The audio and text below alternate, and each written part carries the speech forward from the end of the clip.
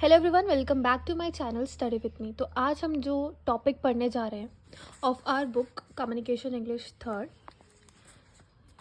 इसका नाम है राइटिंग लेटर्स ऑफ कंप्लेंट्स। ठीक है, तो मतलब हमने कोई कंप्लेन डालनी है, कोई भी कंप्लेन हो सकती है regarding anything you purchased online, you purchased offline, कोई और प्रॉब्लम आ गई, किसी से भी कोई भी प्रॉब्लम आ गई, उसमें आपने उनको यहाँ फीडबैक देना है, कंप्लेंट देनी है। कंप्लेंट जब डाल के देनी है कहीं ना कहीं लिख कर देंगे, ठीक है ना।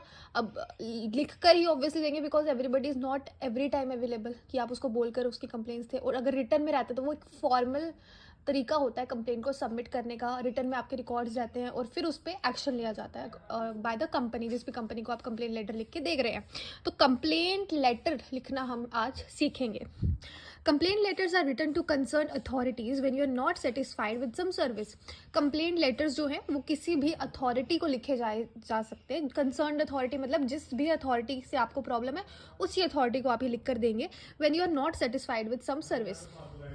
कोई एक सर्विस है, ठीक है, ज़रूरी नहीं है कि आपको उन्होंने कोई प्रोडक्ट दिया या कुछ किया, कुछ भी चीज़ हो सकती है। देयर कैन बी उनका बिहेवियर पसंद नहीं आया, ठीक है ना। देयर कैन बी उनका सामान पसंद नहीं आया। देयर कैन बी कोई पर्टिकुलर चीज़ पसंद नहीं आई, ठीक है ना। देयर कैन बी लोकेशन पसंद नहीं आई जो भी आपने उनसे मांगी थी, ठीक है ना। तो आप क्या लिख कर देंगे, उन्हें कंप्लेंट लेटर लिख कर देंगे।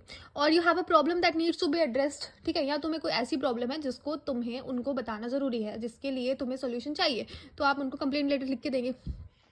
See to it that you write the letter in a polite manner. अब तुम डाल रहे हो कंप्लेन, कंप्लेन का मतलब तो यही होता है कमी निकालना, कमी तुमने निकालनी है but in a polite manner. ये नहीं हो सामने वाले को लगे कि ये क्या बोल रहे हैं, ठीक है ना। तुम्हें एक पोलाइटली तरीके से कंप्लेन लिखनी है।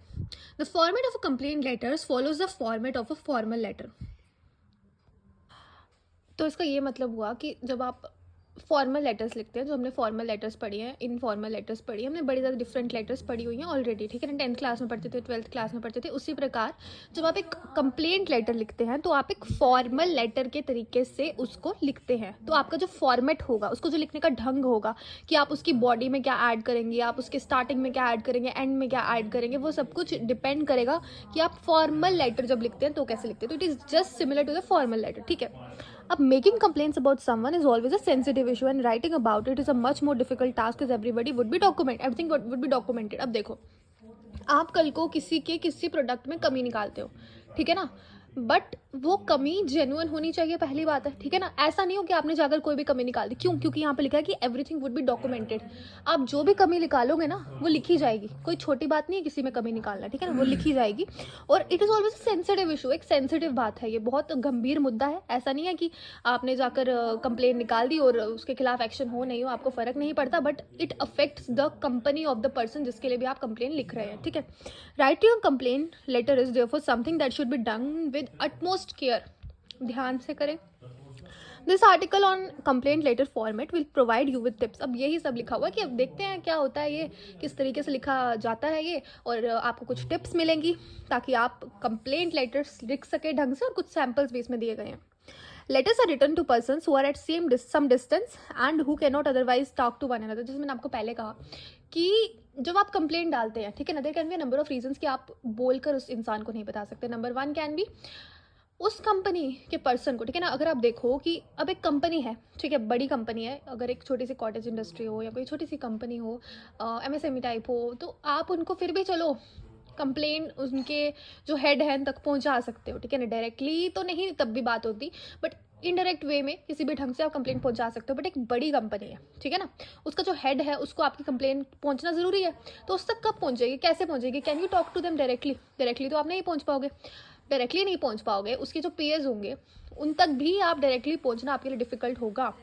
बिकॉज ऐसा नहीं है कि एक ही पर्सन कंप्लेन कर रहा होगा, और ऐसा नहीं है कि सिर्फ कंप्लेन्स ही आ रही होंगी, और भी बहुत कुछ उन तक पहुंच रहा हो सकता है। तो उस सिचुएशन में बहुत ज़रूरी है कि जिन तक आप पहुंच नहीं सकते, हो सकता है डिस्टेंस के कारण नहीं पहुंच पा रहे हो, वो बहुत दूर रहते हैं इसलिए नहीं पहुंच पा रहे हो, ठीक है ना, या उनकी पोजीशन के कारण नहीं पहुंच पा रहे हो, या उनकी कंपनी के स्केल के कारण नहीं पहुंच पा रहे हो, किसी भी रीज़न से आप नहीं पहुंच पा रहे हो, तो you will have to write a letter to them. तो this kind of letter is a complaint letter. While a complaint letter is therefore something that should be done with, अच्छा ये तो पढ़ लिया, utmost care. Okay, letters are written to the person who are at some distance. अच्छा, ये तो मैंने बता दिया कि जो लोग ज़्यादा डिस्टेंस पे होते हैं उनके लिए हम लेटर लिख के देते हैं, ठीक है। The style of the letter varies with the form, the subject matter and the person to whom it is written. अब लिखेंगे तो हम फॉर्मल ढंग से ही, ठीक है ना, because it is a complaint letter, formal letter is the format of the complaint letter. लेकिन जो लेटर लिखने का स्टाइल होगा वो डिपेंड करता है कि सब्जेक्ट क्या है, ठीक है, आप किस पर्सन को दे रहे हैं और किस ढंग से आप उसे दे रहे हैं। A business letter, for instance, shall be brief and to the point, while a letter addressed to a relative will be long and affectionate, ठीक है ना। यहाँ पे ये लिख रहे हैं कि जब एक बिजनेस लेटर है, जैसे किसी बिजनेस के रिलेटेड आप किसी पर्सन को प्रोवाइड कर रहे हैं लेटर, तो थोड़ा ब्रीफ होगा, इतनी गप्पे नहीं होंगी उसमें, कैसे हो चाची जी, कैसी हैं, ये सब तो तुम नहीं लिखोगे ना, ठीक है ना, ब्रीफ होगा और साथ ही साथ वो टू द पॉइंट होगा। लेकिन अगर आप किसी ऐसे इंसान को भेज रहे हैं who is related to you by blood और जो आपके रिलेशन में है, तो आप थोड़ा सा उनको इस तरीके से बोलने की कोशिश करेंगे that you should not feel bad about it, ठीक है ना। उनसे थोड़ा ढंग से बात करेंगे, साथ ही साथ ढंग से तो बिजनेस वाले में भी करेंगे, बट थोड़ा सा मक्खनबाजी करने की कोशिश करेंगे, ऐसे वर्ड्स यूज़ करेंगे, साथ ही साथ उनसे बुरा ना लगे। हाँ, और साथ में उनसे ये भी पूछेंगे कि आप कैसे हैं, आपके घर वाले कैसे हैं, इंतज़ार रहेगा अगले लेटर का, ये सब कुछ। But in the business letter you will usually come to the point, ठीक है। The parts of a letter, ठीक है ना, an application shall have to be, अच्छा इन्होंने ये लिखा है कि एप्लीकेशन की फॉर्मल होनी चाहिए, ठीक है। फिर उसके बाद आता है पार्ट्स ऑफ अ लेटर। तो हर एक लेटर के अंदर ये कुछ फॉलोइंग पार्ट्स होते हैं। The writer's address and date, सबसे पहला काम जो आपने करना है, ठीक है, ये सब तो हमने रीड कर लिया and there are very less chances कि आपके पेपर में पूछा जाए कि क्या होता है complaint letter, but there are a number of chances कि आपके पेपर में या तो सीधे सीधे फॉर्मेट आ जाए कि write the format of the letter, ऐसा एग्जाम में पहले भी आ चुका है I think, frame the letter. हाँ, और या तो फिर फ्रेम करने को, कोई एक पर्टिकुलर टॉपिक दे दे उसमें फ्रेम करने को बोलते, दोनों ही केसेस में आपको ये फॉर्मेट पता होना चाहिए। तो यहाँ से स्टार्ट होता है हमारा एक्चुअल टॉपिक। सबसे पहले क्या लिखना है, the writer's address and date, लिख कौन रहा है लेटर, अगर आप लेटर लिख रहे हैं तो यू आर द राइटर, ठीक है ना, और डेट उस दिन, क्या दिनांक है जिस दिन आप इस लेटर को लिख रहे हैं। The address of the writer is put at the top right hand corner of the sheet, the date is written just under the address as, ठीक है ना। जैसे ये शीट है सपोज, तो इसका जो टॉप में जो राइट हैंड कॉर्नर होगा शीट का, वहाँ से आप ये लिखना शुरू करेंगे और उसी के नीचे आप लिखेंगे, अच्छा हाँ, डेट लिख देंगे, एड्रेस लिख के उसके नीचे ही डेट लिख देंगे। जैसे आप यहाँ पर देख सकते हैं 22, ये whatever the address is written here, पहले तुमने एड्रेस लिखा, फिर तुमने डेट डाल दी। और डेट लिखने का ढंग भी कुछ इस प्रकार होता है, 10 अप्रैल, 2001, इन सब चीज़ों पे भी आपने फोकस करना है, या फिर 10th ऑफ अप्रैल भी लिखा करते हैं, ठीक है ना, इस तरीके से लिखते हैं। ऑफ लिखना भी कई बार ज़रूरी होता है, इस तरीके से आप भी लिख सकते हैं। फिर आता है द डेट में ऑल्सो भी रिटर्न एज, अब जैसे आप यहाँ पे देख रहे हैं, यहाँ पे कुछ ढंग बताए हैं, जैसे कि मैंने अभी भी कहा 10 दिसंबर 2002, 10 दिसंबर 2001, ये पहला तरीका है। दूसरे तरीके ये हैं, ऑफ भी लगा रहे हैं, ऑफ लगाया तो द भी लगाएंगे आप, ठीक है। अब द और दी में क्या फ़र्क होता है, if any one of you know please comment down, otherwise मैं नेक्स्ट वीडियो में बताऊंगी, अभी बता देती हूँ। द और दी में ये फ़र्क होता है, जब द कहीं पर यूज़ होता है तो उसका जो नेक्स्ट लेटर होता है वो वॉवल नहीं होता है, ठीक है ना। पर जब हम बोलते हैं ना दी हम तब बोलते हैं जब अगला जो भी लेटर आ रहा है उसका जो फर्स्ट अल्फ़ाबेट है वो एज अ वॉवल स्टार्ट होता है, तो हम बोलते हैं दी, ठीक है ना। अच्छा, द फॉलोइंग शॉर्ट और contracted forms of puns are allowed, ठीक है। कुछ ये वर्ड्स हैं, जैसे कि जैन बोलते हैं जनवरी को, फरवरी को फेब बोलते हैं, तो इसी प्रकार अलग अलग है, that you can read from here. The name of the month must always begin with a capital letter, month का अगर आप नेम लिख रहे हैं याद रखिए हमेशा कैपिटल लेटर से स्टार्ट करें। I will repeat it, month का नाम हमेशा कैपिटल लेटर से स्टार्ट करें, जैसे दिसंबर लिखा है तो डी बड़ा होगा। The form of address, salutation और ग्रीटिंग, अब आपने उनको एड्रेस करना है, ठीक है ना, कि भाई डियर, ठीक है ना, इस प्रकार के आप यूज़ करते हैं, या फिर रिस्पेक्टेड, इस प्रकार के सैल्यूटेशन यूज़ करते हैं, सर लिखते हैं हम, ये सब कुछ हम लिखते हैं। तो it is made up of the name of the person to whom the letter is written together with any complimentary term that is use for them, तो उनका नाम लिखें, साथ ही साथ कोई ऐसा शब्द यूज़ करें जो उनको कॉम्प्लीमेंट करे, ठीक है ना। Note 2, the first and last words of the salutation to address begin with a capital letters. तो जो पहला और आखिरी शब्द होगा सैल्यूटेशन के एड्रेस का वो एक कैपिटल लेटर से शुरू होगा। Dear father, dear Arthur, dear sir, dear gentleman, देख सकते हैं आप दोनों ही कैपिटल लेटर्स हैं। सब आपको कैपिटल में लिखना है, फर्स्ट और लास्ट वर्ड को आपने कैपिटल में लिखना है। एंड होगा वो एक कॉमा से, और ये जो है ये शुरू होगा left hand corner of the sheet से just below the writer's address and date. अब देखो यहाँ पे हमें थोड़ी कंफ्यूजन है, पहले यहाँ पर इन्होंने राइट हैंड के लिए बोला, ठीक है ना, राइट हैंड से आप स्टार्ट करेंगे और लेफ्ट हैंड से बाद में बोला। हम क्या करेंगे, अभी हमने मेन चीज़ें पढ़ ली कि हमने डेट किस प्रकार लिखनी है, कॉमास कैसे आएंगे, वर्ड्स जब दिसंबर है तो डी कैपिटल आएगा, ये सब चीज़ें देख ली। अब हम आते हैं इस पर, जब हम इसको देखेंगे हमें खुद ब खुद समझ आ जाएगा हमें एक लेटर जो है एग्जामिनेशन में कैसे लिखना है। देख सकते हैं यहाँ पे सेंडर्स एड्रेस डाला गया हेडिंग। सेंडर्स एड्रेस के नीचे आप अपने सेंडर का एड्रेस लिख देंगे, what ever the location is, ward number लिख दिया, हाउस नंबर लिख दिया, या फिर अगर आप कहीं बाहर रहते हैं तो उसके अकॉर्डिंग सेक्टर्स होते हैं या जिस प्रकार की भी जगहें होती हैं आपकी सिटी में वो लिख दी, उसके नीचे अपने सिटी का नाम लिख दिया, उसके बाद हमने डेट लिख दी, ठीक है ना।